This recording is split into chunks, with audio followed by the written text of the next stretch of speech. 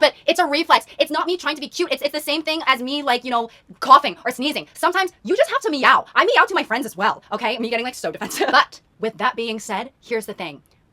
I never want a documentation or historical artifact or something for the permanent record of me meowing for someone, especially in a romantic sense. Why do I feel like that's kind of more intimate than sex? Meowing in front of your partner. There's something, the bases are, I'm pretty sure I've written this down like for a yapping video before, but the bases are holding hands, kissing, making out with a little handsy, touchy-feely stuff, sex, and then meowing in front of your partner. And that's the truth. Because honestly, sex, pleasures of the flesh, it's like, sometimes you just need a warm body to get that done. No offense, right?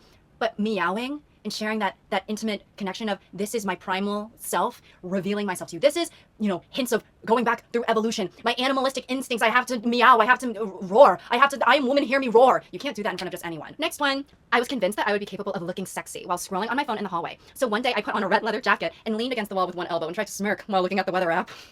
That is so funny, looking at your phone. This chance of precipitation. God, that's rich. Spoiler alert, I was not in her line of sight at all, and my teacher almost hit me with the door since I was standing right next to his classroom. I also had no friends in my class after this, but I didn't give up there. I tried to figure out which days she had classes on the same floor as me in order to keep leaning sexily against the wall every week. She literally did not see me a single time I did it, so I just looked like a smug idiot. The actual time she noticed me was when I had tripped and fallen on my ass at the train station. The crush turned out to be straight, so all that sexy baby rock star action was in vain anyway. But if anyone is interested in leather-wearing hotties, let's just say they know who to call. This is really obviously performative, where honestly, you're almost like a Phoebe Waller-Bridge in the way of being a one-woman show. I also am just obsessed with the idea of you smirking with a leather jacket, leaning against the wall, looking at the weather app. Like, I bet no one else in here knows what the UV index is. But I've definitely done something like that before. I remember that